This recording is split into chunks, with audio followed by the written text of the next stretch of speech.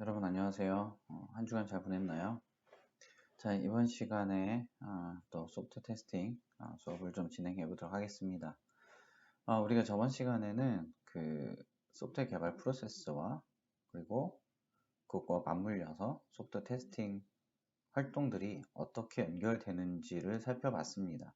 그래서 개발 프로세스에 대한 간략한 개요를 살펴봤고, 거기에 뭐 크게 두 가지 그룹으로 그 개발 프로세스 두 가지를 살펴봤죠. 그리고 이제 그것과 맞물려서 이제 테스팅 쪽에서 중요하게 이야기하는 이제 V 모델이라는 그 테스트 프로세스 모델을 설명했습니다.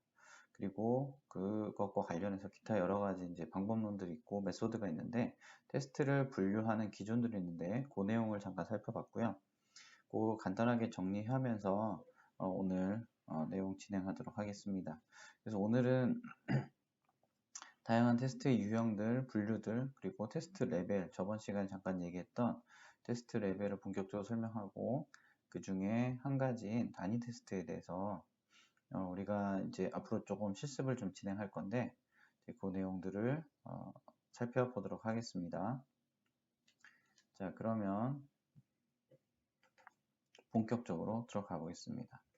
자, 우리가 저번 시간에 소프트 개발 모델이 이제 워터폴과 이터레이티브한 인크리먼트라는 모델이 있다. 크게 두 가지로 그룹핑할 수 있다라고 얘기했고요.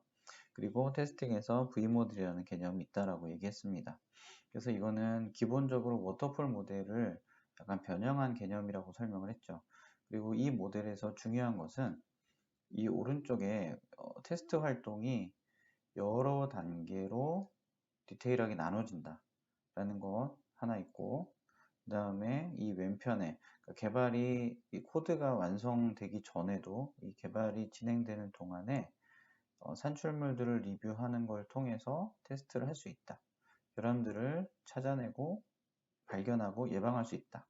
이런 특징, 두 가지 특징이 있다라고 얘기했죠.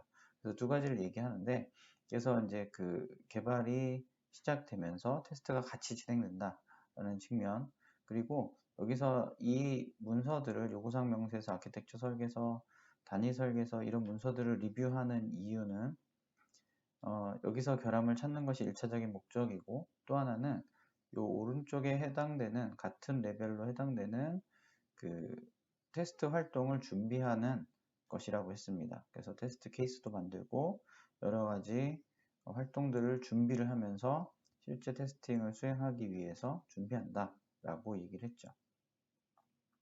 그래서 V모델은 굉장히 중요한 모델이고 실제로는 이게 딱 들어맞지 않을 수도 있는데 적절하게 이제 변형해서 실제 사용하고 있습니다. 그래서 아마 여러분들이 이제 그 IT 쪽 회사를 가게 되면 아주 작은 뭐 그런 소규모의 스타트업이나 이런 회사들 아니고 웬만한 규모가 있는 중견 그룹 이상의 회사들에 가면 개발 프로세스를 아마 교육을 받을 거예요. 신입사원 교육을 가게 되면. 그래서 우리 회사가 어떤 개발 절차를 따른다. 그리고 거기에 어떤 문서들이 있다. 이런 내용들을 아마 이제 지루하게 배우게 될 건데 그 중에 이런 테스트 프로세스도 아마 같이 있을 겁니다. 그러면 이 우리가 이번에 배운 그런 V 모델과 어떻게 매칭이 되는지 여러분들이 이렇게 살펴보면 되고요. 그래서 개발 활동과 테스팅을 설명할 때 크게 베리피케이션이라는 개념, 밸리데이션이라는 개념 중요하다라고 얘기했습니다. 그래서 베리피케이션은 각 단계별로 이를테면 시스템 어널리시스 단계다. 그럼 여기서는 요구사항을 수집하고 수집된 요구사항을 정리해서 요구사항 명세서라는 문서를 만들게 돼요. 근데 이 과정이 잘 입력 조건이 있고 이 단계를 마치는 조건들이 있어요. 그리고 안에 세부 절차들이 쭉 있거든요. 근데 이런 프로세스들을 잘 거쳐가는지 그리고 기준들을 잘 통과하는지 이렇게 점검하는 것을 그래서 여기서 요구사항 명세서나 아키텍처 설계서나 단위 설계서나 이런 것들을 점검하는 것을 보통 베리피케이션이라고 하고요. 그 코드 리뷰까지 통해서 합해서 그 다음에 이제 그게 끝나면 이제 오른쪽 단계로 넘어가죠. 오른쪽 단계에서는 이런 단위, 통합, 시스템, 인수 이런 여러 가지 형태로 구성이 되어 있고요. 이 단계들을 실제 개발된 소프트웨어를 대상으로 테스트하기 때문에 이 단계를 밸리데이션이다 라고 이야기합니다. 그래서 중요한 개념이고요.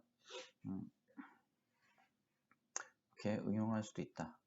그리고 테스트 활동의 분류 기준을 저번 시간에 설명을 했죠. 그래서 그 테스트 레벨, 유형, 수행 방식, 설계 기법 이런 것들을 따라서 이제 분류할 수 있다라고 했는데 아마 여러분들이 이 내용을 들어도 잘 이해가 안 될 거예요. 근데 요거는 좀 시간이 필요하고요.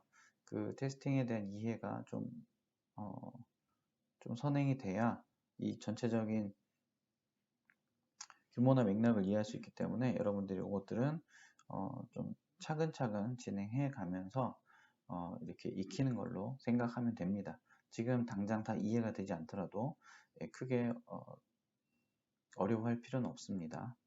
자, 우리가 그래서 첫 번째로 테스트 레벨을 좀 살펴볼 건데 간단하게 다시 한번 리뷰를 하면 테스트 레벨은 아까 V 모델에서 오른편에 해당되는 그 네 가지 단계가 있었죠. 그래서 거기서 단위 테스트, 통합 테스트, 시스템 테스트, 인수 테스트 이 활동들로 구분하는 것을 테스트 레벨에 따른 분류다라고 얘기합니다.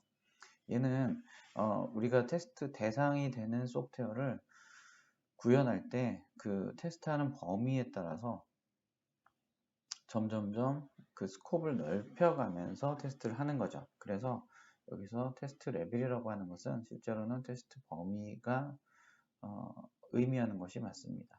자, 그래서 요 내용들 좀 살펴볼 건데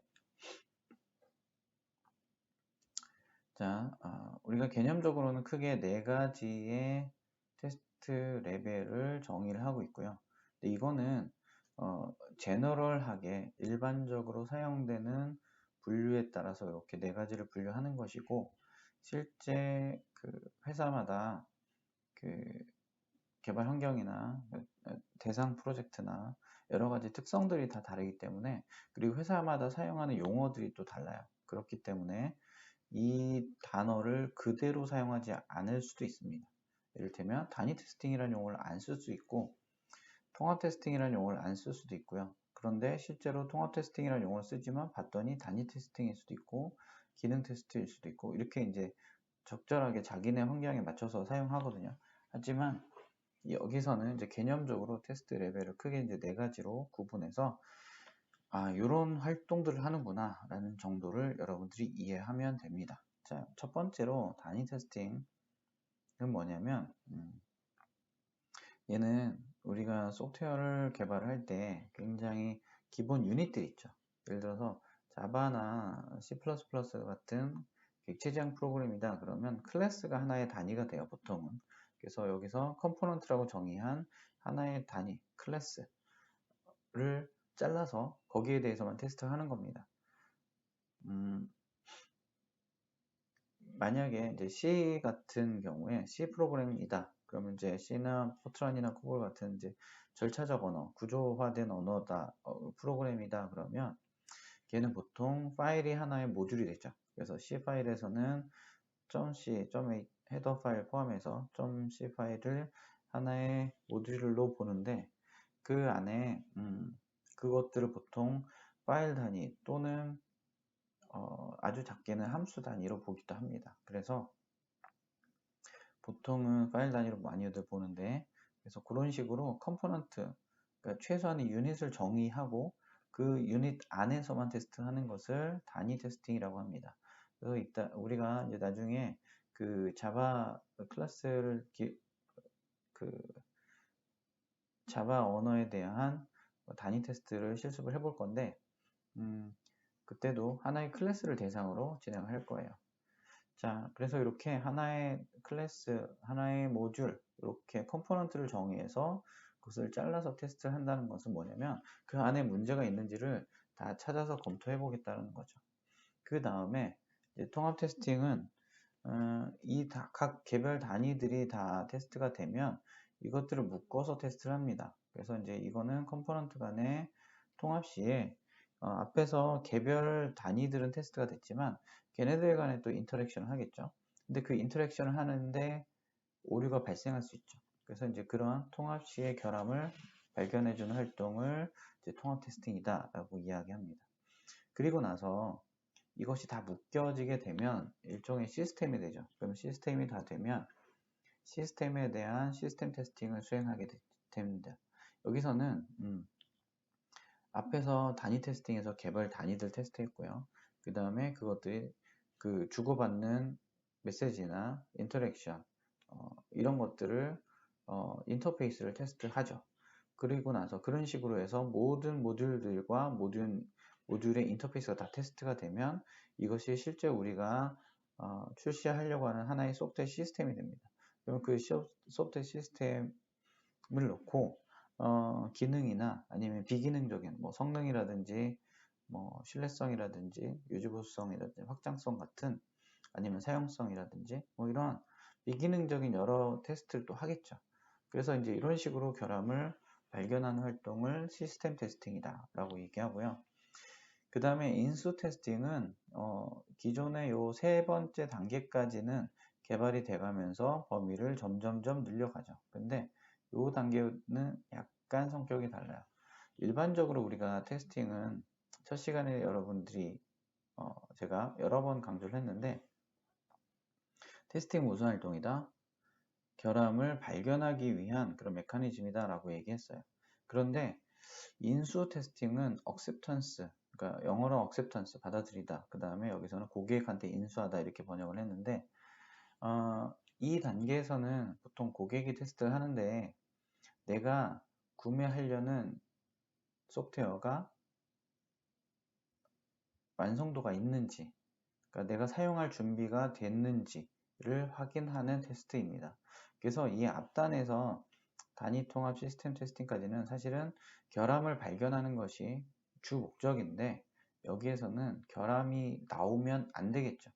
다 만들어서 자 한번 확인해 보세요 했는데 소프트웨어에서 결함이 두루루 나온다. 그러면 이거는 문제가 있겠죠. 고객한테 신뢰를 못 주겠죠. 여기서는 고객 요구사항과의 일치성을 확인하는데 고객한테 신뢰를 주는 목적이에요. 그래서 결함을 찾는다기보다는 고객이 이 제품을 이제 사용할 준비가 됐구나 라는 신뢰를 주기 위한 확인하는 테스트를 이제 여기서 인수 테스팅이다 라고 이야기합니다. 그래서 이렇게 크게 네 가지 레벨로 나누고요. 아까도 얘기했지만 이 단계들은 회사에 가면 뭐 통합 테스팅을 더 잘게 쪼개기도 하고 아니면 통합 테스팅의 일부를 단위로 또 일부를 시스템으로 묶어서 그냥 세 개의 레벨로 만들기도 하고 이렇게 다양합니다. 자, 그러면 그 단위 테스팅은 컴포넌트 자체의 결함을 발견하는 건데 우리가 클래스나 유닛을 모듈을 잘라서 본다고 하면 굉장히 테스트는 상대적으로 단순하겠죠. 그리고 이거는 누가 할까요? 주로 개발자가 할 수밖에 없겠죠. 왜냐하면 코드를 만들어가면서 그 코드에 대한 내부 구조를 이해한다든지 그 코드에 대한 디테일한 이해가 필요하기 때문에 보통 단위 테스팅은 개발자가 보통 진행을 합니다. 그리고 그 전체 모듈 중에 일부의 모듈만 구현되기 때문에 일부의 모듈만 테스트를 하기 때문에 개발 환경이 어떻게 될까요? 테스트 환경이 개발 환경상에서 보통 수행을 합니다. 그래서 여기서는 이따가 설명할 뭐 드라이버나 스톱 이런 것들을 사용하고요. 통합 테스팅도 마찬가지겠죠. 단위 테스팅보다는 조금 더 복잡한 수명 주기를 가지고요. 수행 주체는 개발자가 할 수도 있고 인테그레이터라고 하는 통합하는 역할을 하는 사람이 있을 수가 있어요. 이 사람들이 할 수도 있죠. 그래서 우리나라는 사실 그런 게 잘 나눠 있지 않지만 외국 같은 경우에는 외국계 회사에 이제 일을 해보면 모듈이 이제 많잖아요. 많고 복잡하니까 또 통합하는 순서나 이런 것들에 따라서 기능이 제대로 동작하지 않을 수도 있죠. 그래서 여기서 인테그레이션 하는 인테그레이터라는 역할을 따로 두기도 해요. 그래서 이제 그런 사람들이 하기도 하는데 아니면 테스터라는 역할을 가진 사람이 할 수도 있어요. 그래서 여기서는 통합 테스트는 약간 중간적인 느낌이고 개발 환경은 테스트 환경은 개발 환경과 유사하게 가겠죠. 왜냐하면 아직 통합은 전체 모듈 중에 일부의 모듈들만 연결하는 거기 때문에 통합 테스팅은 그렇게 단위 테스팅과 유사한 환경에서 진행할 겁니다. 그 다음에 세 번째로 볼까요? 시스템 테스팅은 어떨까요? 시스템 테스팅은 앞에서 단위 통합 이것보다 훨씬 더 복잡하겠죠. 왜냐하면 모듈들이 우선 다 모여 있고 그 다음에 테스트하는 요소들이 조금 더 많아지겠죠. 그래서 여기서는 기능적인 요소 외에도 비기능적인 결함들을 발견하는데 이 부분은 이따가 설명을 할게요. 그래서 여기서는 보통 개발자가 하기보다는 일반적으로는 독립적인 테스트 조직에서 많이 합니다. 그래서 이 시스템 테스트의 주체는 보통 별도의 테스트 조직에서 진행을 하고요. 그 다음에 테스팅 환경이 단위 테스트나 통합 테스트까지는 개발이 진행 중이고 그 다음에 일부의 모듈만 구현해서 테스트해야 되기 때문에 개발 환경에서 보통 진행하지만 시스템 테스트는 실제 환경과 유사한 환경을 만들어서 거기에서 테스트를 합니다. 그래서 실제 타겟에 올린다든지 실제 앱을 깔아본다든지 뭐 이런 식으로 하는 것이 일반적인 시스템 테스팅 환경입니다. 자, 그러면 인수 테스트는 어떨까요? 여기서는 시스템 테스트보다 복잡하진 않겠죠. 하지만 단순하진 않을 겁니다. 그리고 이거는 아까 얘기했던 것처럼 이 소프트웨어를 사용할 사람, 사용자가 이 제품의 이 인수 테스팅의 주체가 됩니다. 그래서 이거는 실제 사용자 환경에서 해봐야 되겠죠. 그래서 여기 보면 수명 주기가 점점점 복잡해지고 그 다음에 이 테스트를 수행하는 주체가 단위 테스팅과 통합 테스팅까지는 개발자가 하고요. 일부 그 시스템 테스트는 테스터가 별도로 하고요. 그 다음에 통합 테스팅을 어떤 경우에 통합자 또는 테스터가 하기도 합니다. 그 다음에 그 테스트 환경은 단위 통합은 주로 개발 환경에서 실행을 하고 시스템 테스팅은 실제 환경과 유사한 가능하면 실제 환경에서 하는 게 가장 바람직하고요. 그 다음에 인수 테스팅은 실제 사용자가 사용할 환경에서 하는 게 맞겠죠. 네, 이렇게 이제 분류가 됩니다. 이런 활동들이 있다. 그 테스팅을 이렇게 이제 구분한다라고 생각하면 되겠습니다.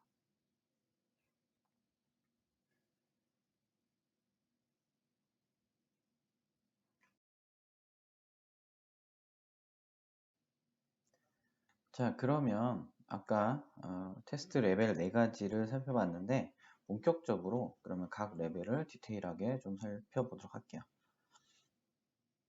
우선 첫 번째로 살펴볼 것은 컴포넌트 테스팅, 단위 테스팅인데 자, 이거는 아까 얘기했던 것처럼 테스트 가능한 최소 단위로 분리된 소프트웨어 내에서 결함을 찾고 그 기능을 검증하는 활동이다. 그래서 여기서 이제 컴포넌트를 보통 그 소프트웨어 특성에 맞게 이렇게 정의를 합니다. 그래서 어느 경우에는 펑션이나 모듈로 정의하기도 하고 어떤 경우는 오브젝트나 클래스로 구분하기도 하고요. 그리고 약간 좀 더 크게 가서 일종의 기능을 하나의 유닛 또는 컴포넌트로 구분하기도 합니다. 그건 이제 정의하기 나름인데 아무튼 그렇게 잘라내서 우리가 이제 디바이드 앤 컨커라는 개념처럼 이렇게 작은 단위로 잘라서 그 안에서 개별 항목들을 다 테스트해 본다라는 개념이 단위 테스팅의 어떤 개념이고요. 여기서는 기본적인 경로라든지 오류 처리라든지 인터페이스라든지 로컬 데이터나 경계값 뭐 이런 내용들을 이제 주로 확인을 합니다. 그리고 코드 중심의 구조 기반 테스트. 구조 기반 테스트는 이따가 설명하겠지만 코드 내부의 플로우를 보겠죠. 그러니까 단위 테스트를 주로 코드 개발자가 진행하기 때문에 코드 안에 경로라든지 이런 것들을 주로 테스트를 해요. 그리고 주로 개발자에 의해서 개발 환경에서 수행이 된다. 아까 얘기했던 거고요. 그 다음에 결함을 발견할 경우 즉시 수정하고 뭐 디테일한 결함 보고서 같은 것들은 잘 만들지 않아요. 왜냐하면 이제 개발이 진행되는 단계에서 이 단위 테스팅을 하기 때문에 이거는 바로바로 만들고 수정하고 이렇게 합니다. 근데 이제 왜 이런 단위 테스트를 해야 되느냐, 이렇게 단위 테스트를 수행하는 이유는 무엇이냐, 이것의 효과가 무엇이냐 라고 질문했을 때 이제 이야기하는 대표적인 이야기 중에 하나가 이런 오른쪽과 같은 그림을 이제 그래프를 설명합니다. 이게 뭐냐면 자, X축, 가로축은 프로젝트가 진행되는 시간 흐름입니다. 그 다음에 세로축은 오류를 찾고 수정하는 데 드는 비용을 이제 표시합니다. 그러면 여기서 프로젝트가 쭉쭉 오른쪽으로 진행이 되겠죠. 왼쪽 어느 시점에 시작이 돼서 오른쪽으로 쭉 진행이 되고, 그리고 위로 가면 이거는 각 단계에서 각 시점에서 결함을 찾고 해결하는 데 드는 비용이 얼마나 드느냐 라고 하는 거죠. 그런데 이 그래프를 보면 점점점 증가하다가 급격하게 그래프가 올라가죠. 이거는 뭐냐면 프로젝트가 진행이 될 때 어떤 결함을 만약에 코딩 단계, 예를 들어서 지금 여기서 코딩이라고 하는 것은 단위 테스팅을 의미하는데, 단위 테스팅 단계에서 결함을 발견하고 찾으면 거기에 들어가는 비용을 1이라고 했을 때, 예를 들어서 뭐 하루, 뭐 아니면 그런 식으로 1이라는 비용을 산정하고, 상대적으로 이 결함을 여기서 찾지 않고 그 다음에 시스템 테스트 단계에서 찾았다. 사용자 테스트나 뭐 시스템 테스트 단계에서 찾았다. 그러면 여기보다 4배가 든다는 거죠. 그리고 어떠한 조사에 따라서는 뭐 10배까지 든다라고 이야기하는 사람들도 있습니다. 그런 연구 결과도 있고요. 그리고 더 큰 문제는 이게 출시가 된 이후에 유지보수 단계에서 실제 필드에서 사용자가 사용하다가 문제가 발견됐을 경우에 이 문제를 발견하고 해결하는 데 들어가는 비용은 이 개발 단계에서 찾아낼 때보다 약 100배 정도 든다고 보통 이야기합니다. 그래서 1대 10대 100 이렇게 이제 보통 이야기합니다.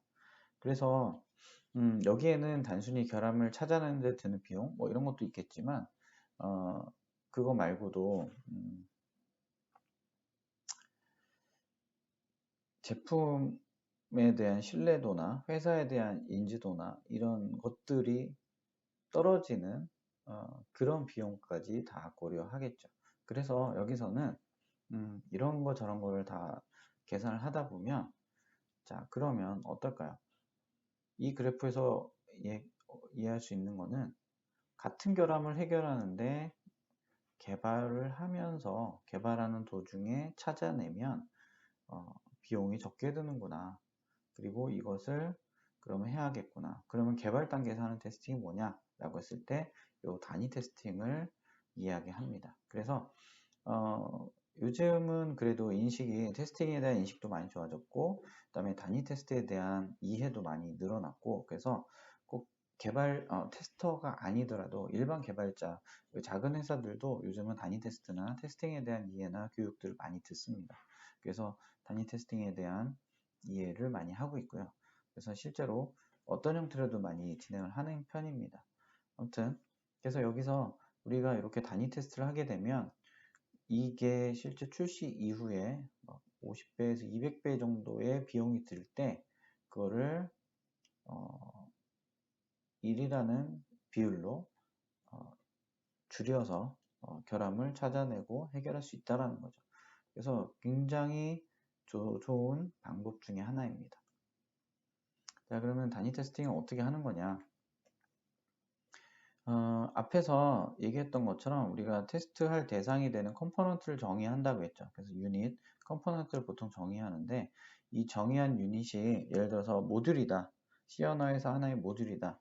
아니면 객체 지향 시스템에서의 하나의 클래스다 라고 하면, 우리가 일반적으로 아주 간단한 프로젝트 말고 뭐 프린트F 쓰는 뭐 헬로월드 이런 거 아니면 사실 우리가 일반적으로 소프트웨어를 실제 상용 개발하는 프로젝트에서는 굉장히 여러 개의 클래스 또는 여러 개의 모듈로 구성이 되겠죠.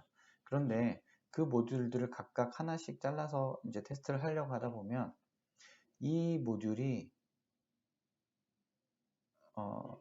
호출하는 어떤 함수들이나 다른 모듈들이 있을 거고, 또 이 모듈을 호출해주는 어떤 모듈이나 함수들이 있을 겁니다. 객체 지향도 마찬가지죠. 그래서 어떤 클래스가 있으면 이 클래스를 사용하는 이 클래스에게 메시지를 전달하는, 또 이 클래스가 다른 클래스의 객체를 정의해서 메시지를 전달하는 뭐 이런 관계들이 연결돼 있을 건데, 우리가 테스트할 때 이 유닛만 잘라서 테스트를 하죠. 그러면 얘네들이 없으면 정상적으로 빌드가 안 되겠죠. 그래서 이런 환경들을 가상으로 만들어줍니다. 그래서 만들어주는 것을 이제 테스트 드라이버 또는 테스트 스톱이라고 이야기합니다. 그래서 테스트 드라이버는 우리가 테스트 대상이 되는 컴포넌트를 호출해주는 것을 테스트 드라이버, 그 다음에 얘가 호출하는 다른 모듈이나 클래스를 스톱, 이렇게 이야기합니다. 그리고 얘네들 묶어서 테스트 하네스라고 이야기하죠. 그래서 여기 보면 예를 들어서 뭔가 가상의 메인을 만들겠죠. C 언어로 예를 들면 가상의 메인을 만들고 여기서 뭐 초기화 부분, 그 다음에 뭔가 호출하는 실제 이 컴포넌트를 호출하는 부분, 그 다음에 리턴을 처리하는 부분, 이렇게 이제 구성이 될 거고, 스톱에서는 얘가 뭔가 동작하고 만약에 바로 리턴할 수도 있지만 얘가 뭔가 다른 스톱을 호출하게 된다 그러면 여기서 필요한 뭐 리턴 값들 이런 것들을 사전에 다 정의를 해 놓는 거죠. 그래서 이렇게 테스트를 하는 건데, 자 이거는 그래서 이렇게 테스트 위해서 별도의 작성된 프로그램을 하네스라고 하고, 드라이버는 얘가 호출해주는 모듈 함수인데 테스트 대상의 실행을 콜하는 거고, 그 다음에 결과를 리턴 받아서 이제 결과를 확인하고요. 그 다음에 스톱 같은 경우는 시험 대상 모듈이 호출하는 다른 기능을 간략하게 수행하고 메시지를 출력하고, 보통은 상수값을 반환하거나 아니면 호출해주고 끝나야 된다면 그 호출해야 되는 어떤 메소드를 정의해 놓는 거죠.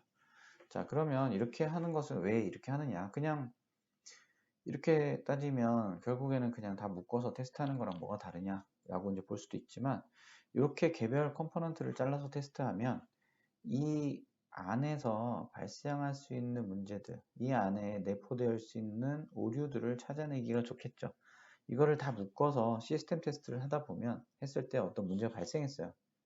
예를 들어서 안드로이드 앱을 개발하는데 뭐 터치가 정상적으로 안 된다. 근데 얘가 뭐가 문제일까? 라는 것을 이제 찾아낼 때 얘가 호출해주는 그 메소드인지 아니면 그 메소드가 호출하는 또 다른 클래스의 객체의 문제인지, 이렇게 여러 개가 맞물려 있으면 원인을 찾아내는데 여러 단계를 거쳐가야겠죠. 그런데 이렇게 개별 유닛들을 잘라서 걔네들에 대해서만 테스트를 한다. 그러면 이 안에 뭐가 문제가 있는지를 찾아내는 것이 훨씬 더 유리할 겁니다. 그리고 그런 것들을 하기 위해서 이 드라이버와 스톱은 추가적인 어떤 공수로 들어가서 만들어줘야 되는 부분은 있어요. 그렇지만 얘는 일종의 테스트 환경을 통제한다라고 생각하면 쉬워요. 그래서 우리가 모듈이 10개가 있으면 각 모듈을 이렇게 잘라서 테스트를 하는데, 그 말은 뭐냐면 테스트 환경들을 이렇게 내가 통제해서 특정 함수만 호출하게 하고 특정 값만 리턴하게 하고 이런 식으로 이렇게 환경들을 이렇게 제한한다 라는 개념으로 이 드라이버와 스톱을 이해하면 좋을 것 같습니다. 네, 여기까지 이제 단위 테스트에 대해서 설명을 했고요. 이어서 이제 통합 테스팅에 대해서 설명을 하겠습니다. 앞에서 얘기했던 것처럼 그 개별 컴포넌트에 대한 테스트가 다 끝나면 그 개별 컴포넌트 내부에 있는 결함들은 걸러졌다라고 가정을 하는 거죠. 근데 그러면 이제 이번 단계에서는 각 컴포넌트들 간의 인터페이스를 확인하는 것을 이제 통합 테스팅 단계에서 합니다. 그래서 여기서 그 컴포넌트 간의 인터페이스를 테스트하기도 하고, 약간 크게 봐서 이제 OS나 파일 시스템이나 이렇게 여러 가지 레이어 구조로 되어 있는 경우가 많이 있죠. 그래서 이렇게 다른 시스템과의 인터페이스에서 상호 연동하는 동작을 테스트하는 활동을 의미하기도 합니다. 그래서 작은 의미의 컴포넌트 간 인터페이스를 테스트하는 것이 이제 통합 테스트이기도 하고, 하드웨어 소프트웨어 뭐 인터페이스라든지 아니면 OS와 뭐 디바이스 드라이버 간의 인터페이스라든지 뭐 이런 식으로 미들레어 간의 인터페이스라든지 이런 식으로 좀 더 큰 규모의 컴포넌트들 간의 인터페이스를 테스트하기도 합니다. 이런 것들을 다 통합 테스팅이라고 보통 부르고요. 여기서는 아키텍처나 설계서에 기반해서 기능적인, 비기능적인 특성을 확인하고, 그 다음에 인터페이스 데이터의 정합성을 확인합니다. 그래서 아주 오래전 사례이긴 하지만 미국에서 우주선인가 미사일인가 이제 발사를 하는데 테스트하는 도중에 얘가 날아가다 폭발한 사건이 있었어요. 근데 이제 봤더니 그 모듈을 이제 2개의 모듈을 개발했는데 하나의 모듈은 이쪽 영국에서 개발하고 하나의 모듈은 미국에서 개발하는데 이제 그 단위 값을 이렇게 전달해주는 그 함수가 있었어요. 근데 한쪽은 인치를 쓰고 한쪽은 센티미터를 쓰기 때문에 이 각각 모듈은 맞게 구현이 됐는데 문제는 통합하는 과정에서 의도하지 않은 너무 큰 값이 넘어오게 된 거죠. 그래서 이제 그것 때문에 이제 실제로 문제가 생겼던 그런 사례들도 있습니다. 굉장히 오래전 사례고 요즘은 사실 그렇게 개발하진 않지만 이렇게 뭔가 모듈 간의 인터페이스 정합성, 데이터 정합성을 확인하는 경우에도 사용할 수가 있습니다. 자, 이럴 때 얘는 컴포넌트 테스트가 수행된 이후에 통합 테스트를 수행하겠죠. 그래서 개별 컴포넌트들이 다 테스트 됐다는 걸 확인하고 그 다음 단계에서 통합 테스트를 수행하겠죠. 그리고 개발자나 테스터에 의해서 보통 개발 환경에서 수행을 합니다. 그런데 여기서는 통합 테스팅이 접근하는 방식들이 몇 가지가 있어요. 뭐가 있냐면 이 통합을 어떤 순서로 연결해 가느냐에 따라서 뭐 백본이냐 빅뱅이냐 바텀업이냐 톱다운이냐 뭐 이런 식으로 이제 구분을 하기도 합니다. 자, 한번 볼게요. 예를 들어서 바텀업이다. 그러면 바닥에서 위로 올라간다는 개념이고요. 지금 이 예제에서 보면 지금 모듈 M1번부터 M11까지 11개의 모듈로 구성이 되어 있습니다. 그래서 얘가 뭐 예를 들면 얘가 메인 함수 같은 것들이 되겠죠. 그리고 얘가 호출해주는 모듈들이 밑에 쭉 있겠죠. 이런 계층 구조를 가지고 있는데 지금 여기에서 더 이상 호출되지 않는 가장 하위에 있는 모듈들의 조합을 묶습니다. 그래서 예를 들어서 M1, M2, M8 이렇게 묶어서 인티그레이션 A 하나의 셋으로 이 세 개의 모듈에 대해서만 우선 묶어서 테스트를 해보는 거죠. 그리고 나서 이쪽에서 이제 9번 모듈 호출하게 되는데 그 밑에 있는 3번, 4번, 5번, 9번 하고 여기 인티그레이션 A하고 같이 묶어서 또 테스트를 해봅니다. 이렇게 테스트 해보고 그 다음에 얘가 가장 상위에 있는 M11을 호출하게 되는데 그때 호출하기 위해서 또 오른쪽에 봤더니 6번, 7번, 10번이 있겠죠. 그러면 6번, 7번, 10번을 묶어서 테스트를 해보고 이걸 전체를 묶어서 B번과 C번을 한꺼번에 또 묶어서 11번과 테스트 해보는 식으로 인티그레이션 셋을 밑에서부터 위로 쌓아가면서 테스트하는 방식을 바텀업 방식이다 라고 얘기합니다. 그러면 반대로 위에서부터 아래로 내려가는 게 있겠죠. 그러면 이거는 탑다운 방식이라고 보통 얘기하고요. 여기서 보면 M11에서 M9번, 10번까지 묶어서 테스트를 해보고 그 다음에 9번에서 8번, 10번, 11번 이렇게 묶어서 테스트 해보고 이쪽을 묶어서 테스트 해보고 이런 식으로 맨 위에서부터 호출하는 함수들이나 모듈들을 이제 밑에 있는 것들을 쭉 연결해서 테스트하는 방식을 탑다운 방식이다 라고 얘기합니다. 지금 두 가지 설명했고요. 바텀업은 최하위 모듈부터 통합해 가는 거고 탑다운은 최상위 모듈부터 통합하는 거고요. 그리고 이제 백본과 빅뱅이 있는데 백본은 뭐냐면 가장 코어가 되는 모듈들을 쭉 묶어요. 그래서 가장 중요하고 리스크가 높은 모듈을 중심으로 해서 초기 백본을 설정하는데 예를 들어서 이 어떤 모듈에 이 소프트웨어가 하는 중요한 로직이 11번, 9번, 3번, 4번 뭐 이렇게 묶여 있다. M11, M9, 3번, 4번, 5번 이렇게 네 가지 모듈이 굉장히 중요한 기능을 수행한다. 그러면 전체 통합을 뭐 위에서나 아래서부터 올라가지 않고 이렇게 핵심 모듈들을 위주로 좀 묶은 다음에 얘네들을 중심으로 테스트를 하고 나머지 기능들을 쭉 추가해 가는 개념이에요. 그래서 얘는 가장 중요하고 리스크가 높은 모듈을 중심으로 해서 초기에 백본을 형성하고 걔네들 기반으로 테스트하는 방식입니다. 그리고 빅뱅은 그냥 테스트된 모듈을 그냥 묶어서 그냥 한꺼번에 테스트해보는 것을 이제 빅뱅 테스트라고 합니다. 그러면 얘네들은 뭐 어떤 차이가 있냐면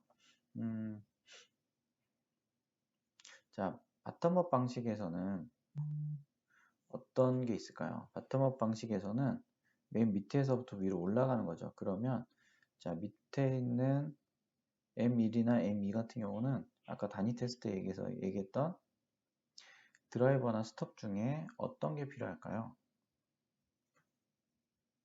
얘는 더 이상 하위로 호출하는 것이 없는 모듈이기 때문에 스톱은 필요 없겠죠. 드라이버만 필요하겠죠.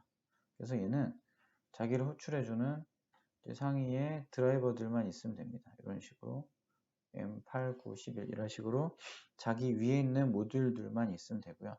반대로 탑다운일 경우에는 드라이버가 필요 없겠죠. 왜냐하면 자기부터 해서 밑으로 통합해서 가기 때문에 얘는 스톱만 있으면 됩니다. 그래서 바텀업은 테스트 드라이버가 필요하고요. 탑다운은 테스트 스톱만 있으면 되고요. 그 다음에 얘는 결함을 격리하기가 상대적으로 쉽습니다. 그리고 하이 모드를 충분히 테스트할 수 있겠죠. 밑에서부터 올라가니까. 그 다음에 탑다운은 위에서부터 내려가기 때문에 설계상의 결함을 빨리 확인할 수 있겠죠. 그런데 백본 같은 경우는 드라이버나 스톱을 필요에 따라 작성한다. 그래서 이거는 묶어야 될 어떤 기능들이 묶여 있으면 경우에 따라서는 백본 드라이버나 스톱이 필요 없을 수도 있고요. 필요할 경우에만 주변에 이렇게 붙여서 하면 되고요.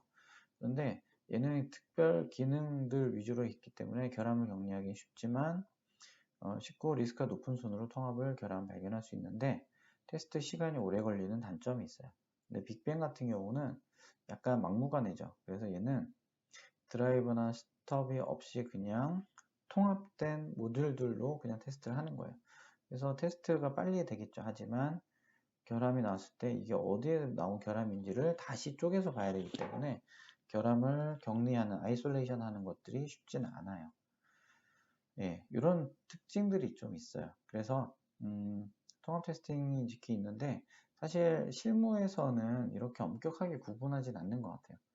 특히 이제 빅뱅이나 이런 것들을 잘 사용하지 않고 주로 기능들 위주의 백본을 한다든지 탑다운이나 버텀업 뭐 이런 것들은 개발 상황에 따라서 이제 하는 편인 것 같습니다. 예, 이렇게까지 해서 이제 통합 테스팅까지 설명을 했고요. 네, 이어서 이제 시스템 레벨 테스팅을 설명하겠습니다. 얘는 이제 앞에서 단위 테스트, 통합 테스트가 끝나게 되면 개별 유닛들이 다 테스트가 되고 유닛들 간의 인터페이스가 테스트가 됐죠. 그러면 아까 여기서 보면 단위 테스트는 이 모듈 하나하나를 테스트하는 거고 통합 테스트는 이렇게 그룹핑을 해서 인테그레이션 테스트하는 거고 그 다음에 이렇게 해서 이제 통합 테스트가 다 끝났다. 그러면 이 전체가 다 묶였으니까 결국에는 얘가 하나의 소프트웨어 시스템이 되겠죠. 그러면 전체 시스템 또는 프로그램이 본래의 요구사항에 부합하는지 하는 테스팅하는 활동을 시스템 테스팅이다 라고 이야기합니다. 그래서 여기서는 우리가 실제 구현하려는 출시하려는 제품과 유사하겠죠. 그래서 기능 요구사항, 기능이 어떤 동작을 해야 된다, 소프트웨어 요구사항 명세서에 있는 기능 항목들을 체크할 뿐만 아니라 비기능적인 요소, 예를 들면 리소스 사용량, 성능, 부하, 신뢰성, 사용성 이런 비기능적인 요소를 만족하는지를 테스트합니다. 왜 이거를 여기서 하느냐? 우선은 기능 테스트는 통합 테스트 레벨에서도 충분히 테스트할 수가 있어요. 그런데 그 기능이 동작은 하지만 예를 들어서 어떤 웹페이지를 만드는데 웹페이지를 클릭했을 때 반응하는 속도가 0.5초 이내여야 된다. 라든지 이런 어떤 성능적인 제약사항이 있다라고 합시다. 그러면 이거는 일부 모듈만 가지고서는 정확하게 현실 상황과 똑같다라고 볼 수 없죠. 그래서 가능한 한 실제 상황과 유사하게 통합이 다 된 다음에 실제 소프트웨어가 다 뭉쳐진 다음에 테스트하는 것이 보다 더 정확한 예측이 가능하겠죠. 그래서 이렇게 비기능 요소들은 보통 시스템 레벨 테스트에서 많이 합니다. 그래서 여기서는 기능 요구사항 테스트 하지만 주로 하는 거는 비기능적인 요소들을 많이 합니다. 얘는 당연히 통합 테스트가 끝난 이후에 하겠죠. 그 다음에 독립적인 테스트 팀에 의해서 수행이 되고 실제 환경과 최대한 유사한 조건. 왜냐하면 이런 비기능 요소를 테스트하기 위해서는 최대한 유사한 환경이나 아니면 실제 사용 환경에서 테스트하는 것이 바람직하고요. 기능, 비기능 테스트 외에도 나중에 다룰 경험 기반 에러 추정 이런 것들을 추가해서 사용하기도 합니다. 그 다음에 인수 테스팅이라고 있는데 얘는 뭐냐면 아까도 잠깐 얘기했던 것처럼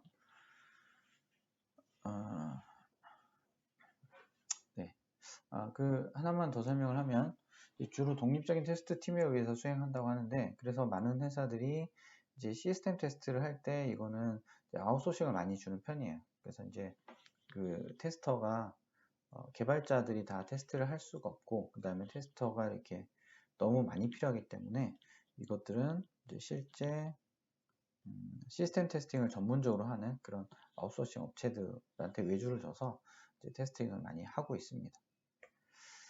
자, 그 다음에 인수 테스팅은 이제 여기서 이제 시스템 테스트까지 끝나면 개발 단계에서 수행하는 테스트는 다 끝났습니다.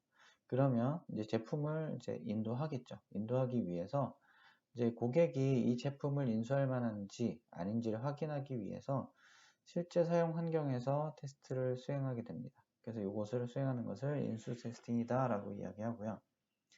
여기서는 계약상의 요구사항이나 이런 것들을 만족하는지를 확인합니다. 그래서 이 결과를 기초로 해서 고객이 개발된 시스템을 인수할 것인지를 결정하고요. 여기서는 아까도 얘기했던 것처럼 2단계에서 결함이 나오면 될까요? 안 될까요? 네, 안 되겠죠. 여기서는 결함을 발견하는 목적이 아니에요. 여기서는 구매에 대한 확신, 컨피던스를 주기 위해서.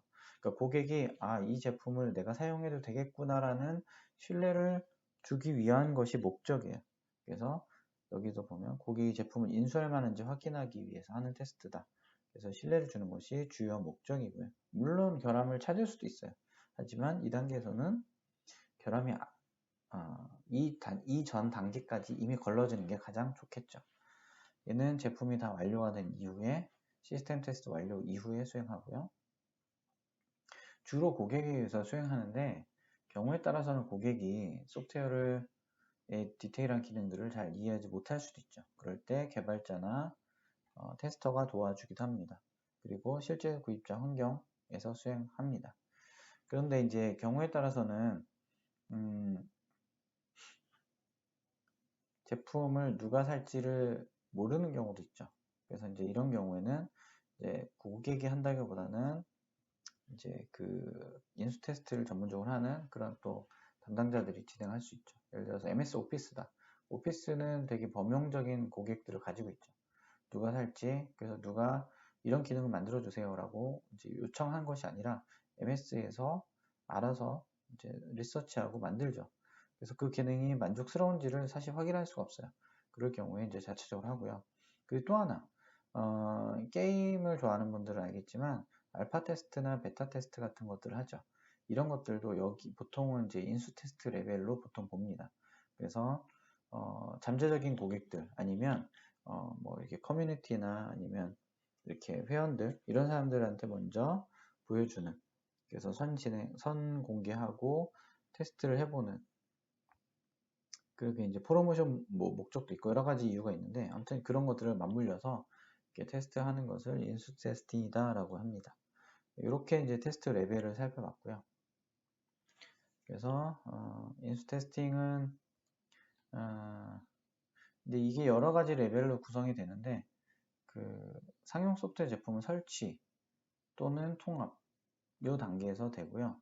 그 다음에 사용성에 대한 인수 테스팅은 컴포넌트 테스팅을 하는 동안에 수행할 수도 있고요.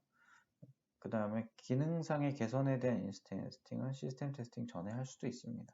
근데 이거는 지금은 뭐 디테일하게 설명하기 좀 어렵고 나중에 여러분들이 그 ISTQB 파운데이션 레벨 그 자격증 시험을 만약에 준비하게 되면 그런 경우에 특강이나 아니면 디테일한 내용들을 그 실라버스나 이런 걸 통해서 확인해 볼 수 있습니다. 예, 그런 조금 어려운 내용이라서 설명이 좀 길어지고요. 그래서 여기서 따로 설명하지 않을 거고, 인수 테스팅의 여러 가지 형태가 있는데, 첫 번째는 사용자가 하는, 지금까지 설명했던 사용자 인수 테스팅이 있고, 오퍼레이션을 하다가 업데이트를 하거나 유지보수 할 경우 있죠. 그래서 백업, 보관, 테스팅, 재난 복구, 사용자 관리, 유지보수, 보안 취약성을 정기적으로 점검하는, 이렇게 뭔가 진행하는 도중에 중간중간에 테스트를 해볼 수도 있죠. 이런 것들을 운영상의 인수 테스팅이다 라고 얘기할 수 있습니다. 그 다음에 이제 계약 인수 테스팅과 규정 인수 테스팅이 있는데, 어떤 계약을 준수했는지, 그래서 그 계약서에 있는 요구사항들을 다 만족하는지 뭐 이런 것들 확인할 수도 있고, 그 다음에 법규나 규정, 어떤 안전규정, 정부 지침 뭐 이런 것들을 준수하는지를 확인하는 테스트도 있어요. 그래서 이런 것들도 규정 인수 테스팅이다 라고 얘기하고, 아까 잠깐 얘기했던 알파 테스팅, 베타 테스팅 이런 것들도 인수 테스팅의 유형 중에 하나로 봅니다. 네, 이렇게 해서 단위 테스팅, 통합 테스팅, 시스템 테스팅, 그 다음에 인수 테스팅까지 해서 테스트 레벨을 살펴보았습니다.